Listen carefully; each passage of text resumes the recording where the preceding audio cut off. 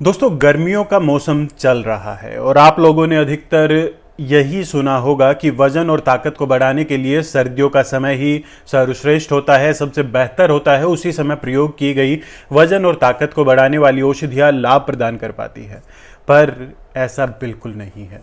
अगर गर्मियों में भी आप सही औषधि का प्रयोग करें तो गर्मियां भी वजन और ताकत को बढ़ाने के लिए उपयुक्त समय है। जिस प्रकार एक कील को ठोकने के लिए आप स्क्रू टाइटनर या फिर पेचकस का प्रयोग नहीं कर सकते, आपको हथौड़ी का ही प्रयोग करने की आवश्यकता होगी। ठीक उसी प्रकार सही औषध के प्रयोग से आप गर्मियों में भी अपने वजन में, अपनी ताकत में वृद्धि कर सकते हैं, अपने उस सपने को पूरा कर सकते हैं। किस प्रकार, चलिए जानते हैं।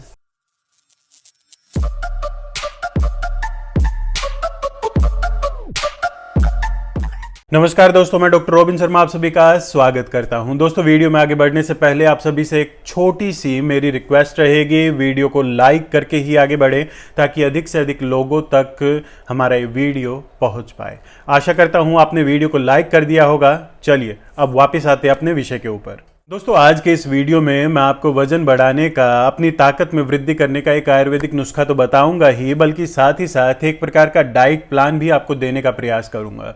क्योंकि ऐसी बहुत सी छोटी छोटी खाने की चीज़ें हैं जो बहुत ही तेज़ी के साथ हमारे ताकत में, हमारे शरीर में वजन में वृद्धि कर सकती है, हमारी सप्त धातु को बढ़ाने का कार्य कर सकती हैं। साथ ही साथ उनके प्रयोग के खास तरीकों से भी आपको परिचित करवाऊंगा ताकि सर्वश्रेष्ठ लाभ आपको प्राप्त हो पाए। तो चलिए प्रारंभ करते हैं सुबह के साथ। इसके लिए आपको आदत डालनी होगी ब्रह्म मुहूर्त में उठने की। ब्रह्म मुहूर्त का जिन लोगों को नहीं पता, मैं उनको यही कहना चाहूंगा, सूर्य देवता के उदय होने से पूर्व आपको अपना बिस्तर त्याग देना चाहिए। अब आपको सुबह सूर्य उदय होने का जो समय होता है उससे पूर्व के समय के दौरान बड़ के पत्ते को तोड़कर उसके दूध को निकालकर लगभग 4 से 6 बूंद की मात्रा में पतासे के ऊपर रख के डालना है, वो खाना है।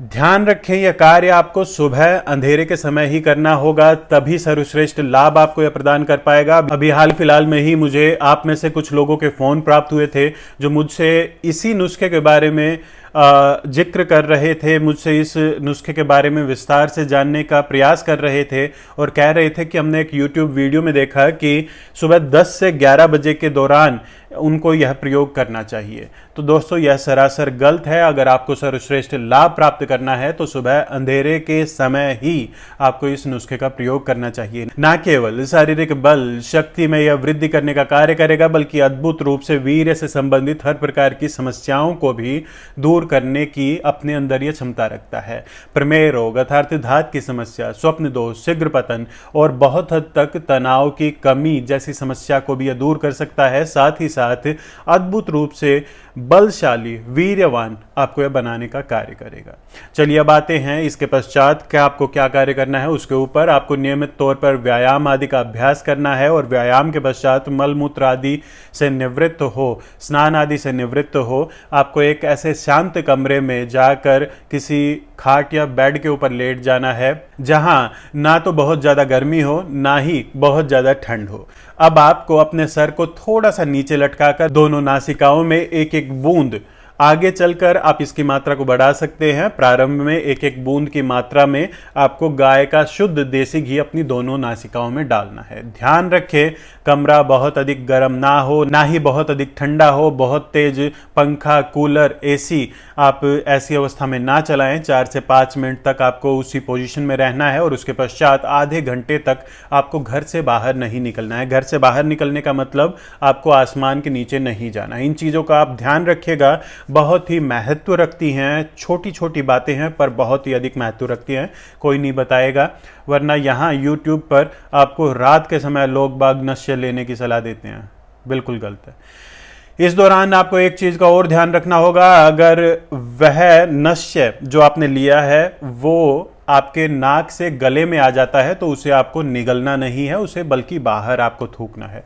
अब आधे घंटे के पश्चात आपको अपने पूरे दिन का सर्वश्रेष्ठ भोजन ग्रहण करना है। जी हाँ, आप इसे नाश्ता कह लीजिए या फिर दोपहर का भोजन कह लीजिए, मैं इसे सुबह का भोजन कहना पसंद करता हूँ। पूरे दिन का सर्वश्रेष्ठ भोजन आपको इसी समय ग्रहण करना है अगर आप अपने बल में, अपनी सप्त धातु में वृद्धि करना चाहते हैं। और इस भोजन में आपको एक विशेष चीज का विशेष सम्मिलन करना होगा, वो भी विशेष तौर पर गर्मियों में। जी हाँ, वो केवल गर्मियों में मिलती है। मैं बात कर रहा हूं आम की। आप में से बहुत सारे लोग आम का नाम सुनकर ही घबरा जाते हैं, आम के नाम से ही दूर भागते हैं। वो कहते हैं कि आम खाने पर हमें विभिन्न प्रकार के चर्म रोग झेलने पड़ते हैं, हमारे शरीर में गर्मी बढ़ जाती है, विभिन्न प्रकार की समस्याएं हमें होती है। पर इसके पीछे का कारण आपका आम खाना नहीं है। जी हां, आपका गलत तरीके से आम खाना है। जब भी आप आम खाएं तो उसके साथ में भरपूर मात्रा में दूध आपको लेने की आवश्यकता होगी। अगर दूध नहीं लेंगे तो निश्चित तौर पर आम के कुछ दुष्प्रभाव आपको देखने को मिल सकते हैं। दूसरी बात, आम को प्रयोग करने से कम 2 से 4 घंटे पहले आप उसे पानी में भिगो कर रखें या फिर फ्रिज में आप उसे रख सकते हैं, तब इसके दुष्प्रभाव बहुत हद तक समाप्त हो जाते हैं। और यहाँ एक छोटी सी बात का आप अवश्य ध्यान रखें, खट्टा आम आपको नहीं खाना है। ऐसा आम आपके त्रिदोष में वृद्धि करने का कार्य करेगा। आपको मीठा पका हुआ आम खाना है। तेजी के साथ वजन को बढ़ाने के लिए, बल और शक्ति में वृद्धि करने के लिए, सप्त धातु को पुष्ट करने के लिए आम बहुत ही श्रेष्ठ फल है। बहुत ही शीघ्र इसका प्रभाव प्राप्त होता है, बहुत ही शीघ्र यह लाभ प्रदान करता है। इसी के साथ आपको एक सलाह और देता हूं कि रात के समय थोड़े से आप सूखे मेवे, जो भी आपको पसंद हो, बादाम, अखरोट, अंजीर, मुनक्का, आपको अगर कब्ज की समस्या रहती है, गैस की समस्या रहती है तो मुनक्का और काजू अवश्य रखिएगा। इसके अलावा जो भी आपकी इच्छा हो आप उनको पानी में भिगोकर रख दीजिए और सुबह उनका प्रयोग कीजिए। अगर एसिडिटी की समस्या रहती है तो थोड़ी सी सौंफ भी आप उसी के साथ भिगोकर रख सकते हैं। सुबह भोजन के साथ या भोजन से पूर्व आपको इसका प्रयोग करना है। देखिए, क्यों मैं इसके सेवन पे इतना अधिक जोर दे रहा हूं, क्यों ये इतना अधिक महत्वपूर्ण है, क्योंकि हमारे शरीर का उचित प्रकार से संचालन करने के लिए कुछ एसेंशियल एमिनो एसिड की बहुत अधिक आवश्यकता होती है, जो हमारे शरीर में खुद से नहीं बन पाता। और आमतौर पर हमारे शाकाहारी भोजन में हमें वो प्राप्त भी नहीं हो पाता। तो ऐसे में सूखे मेवे, दूध या दूध से बनी चीज़ें, वह अधिकांश एसेंशियल एमिनो एसिड या विटामिन और मिनरल जिनकी हमारे शरीर में कमी होती है, या फिर जो हमारे भोजन से आमतौर पर नदारद होते हैं, उनकी यह पूर्ति करने का कार्य करते हैं। इसके अलावा जिन लोगों का पाचन तंत्र उनका साथ देता हो, अर्थात उनके भोजन का पाचन व उसका अवशोषण उचित प्रकार से हो पाता हो, तो वह ऐसे में 10 से 50 ग्राम की मात्रा में धुली हुई उड़द की दाल की खीर भी सुबह के भोजन में सम्मिलित कर सकते हैं। निश्चित तौर पर इससे पौष्टिक भोजन मुझे कोई और नहीं लगता है। और यह प्रयोग न केवल आपकी शारीरिक कमजोरी को दूर करने का कार्य करेगा, आपके वजन को बढ़ाने का कार्य करेगा, बल्कि आपकी सप्त धातुओं को भी पुष्ट करने का कार्य करेगा। विशेष तौर पर हमारी मांस धातु और हमारी शुक्र धातु में विशेष पुष्टि प्रदान करने का यह कार्य करता है। बहुत ही उत्तम प्रयोग है। मैंने अपने बहुत से रोगियों पर इसका बहुत बार प्रयोग करवा कर देखा है। चलिए अब आते हैं दोपहर के भोजन पर।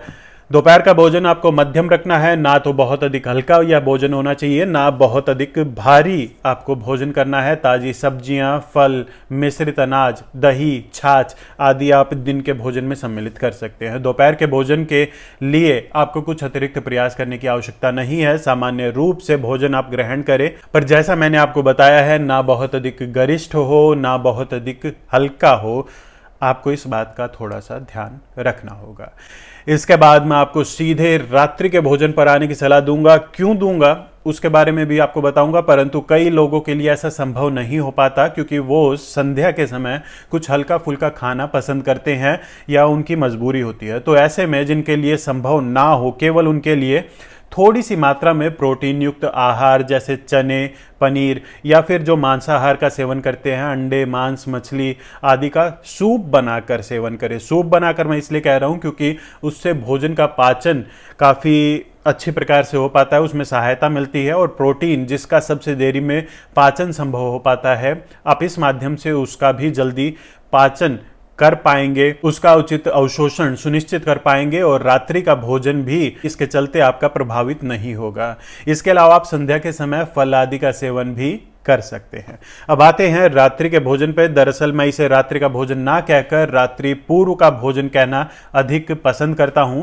मेरे अनुसार सूर्य ढलने से पूर्व आपको अपना रात्रि का भोजन कर लेना चाहिए, और विशेष तौर पर आप इस चीज का ध्यान रखें कि रात्रि के भोजन में पूरे दिन का सबसे हल्का भोजन होना चाहिए। कोई भी ऐसा गरिष्ठ खाद्य पदार्थ जो हजम होने में बहुत अधिक समय लगाता हो, जिसके पाचन में बहुत अधिक गैस या कब्ज की समस्या बनती हो, ऐसा खाद्य पदार्थ जो पाचन तंत्र संबंधी समस्याएं उत्पन्न करता हो आपके लिए, उसका आप रात्रि के समय सेवन ना करें। और आपको एक कमाल की बात बताऊं, अगर कोई युवा जो स्वप्न दोष, वीर्य प्रमेय या विभिन्न प्रकार की यौन दुर्बलताओं से पीड़ित है, वो अगर केवल रात्रि दिनचर्या का निष्ठापूर्वक पालन करे तो 80 से 90% संभावना ये है कि वो अपनी समस्या से बिना किसी औषध का प्रयोग किए, जी हां, बिना किसी औषध का प्रयोग किए, मात्र रात्रि दिनचर्या का पालन कर अपनी समस्या से छुटकारा प्राप्त कर सकता है।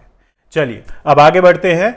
अब रात्रि के भोजन के पश्चात हर किसी को सोने से पूर्व लगभग 1 से 2 चम्मच की मात्रा में इसबगोल की भूसी को गर्म पानी के अंदर कुछ देर भिगोकर उसका सेवन अवश्य करना चाहिए। इसके प्रयोग से हमारे शरीर में जो फाइबर की कमी रह जाती है उसे यह दूर कर पाती है और हमारे पाचन में भी बहुत अधिक सहायता करती है। जिन लोगों को लगातार कब्ज की समस्या बनी रहती है उससे यह छुटकारा दिलाने का कार्य तो करती ही है। साथ ही साथ वीर्य के पतलेपन, अत्यधिक पतलेपन और वीर्यगत विभिन्न प्रकार की समस्याओं को भी दूर करने का यह कार्य करती है। बड़ी ही कमाल की चीज है।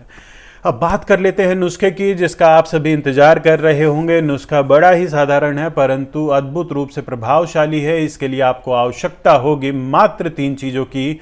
पहली है सतावरी, दूसरी है विदारी कंद और तीसरी है त्रिकटु। तीनों को 100-100 ग्राम की मात्रा में मिलाकर आप सुबह शाम 4 से 6 ग्राम की मात्रा में भोजन के पश्चात लेना प्रारंभ करें और जैसे थोड़ा सर्दियों का समय आ जाए तो आप इसके अंदर थोड़ी सी अश्वगंधा भी मिला सकते हैं। अगर कोई पित्त प्रकृति का है, अधिक अतिरिक्त ऊष्मा उसके शरीर में बनी रहती है, तो ऐसे में इस नुस्खे का प्रयोग प्रवाल युक्त गुलकंद के साथ किया जा सकता है, जिसके प्रयोग से इस नुस्खे के माध्यम से किसी भी प्रकार के दुष्प्रभाव की संभावना लगभग समाप्त हो जाती है। तो आशा करता हूं आपको यह जानकारी पसंद आई होगी। अगर जानकारी पसंद आई है तो शेयर कीजिए, वीडियो को लाइक कीजिए, अपने सुझाव, अपने सवाल मुझे नीचे कमेंट के माध्यम से बताइए। और अभी तक आपने हमारे चैनल को सब्सक्राइब नहीं किया है, सब्सक्राइब कर लीजिए। मिलते हैं अगले वीडियो में। नमस्कार।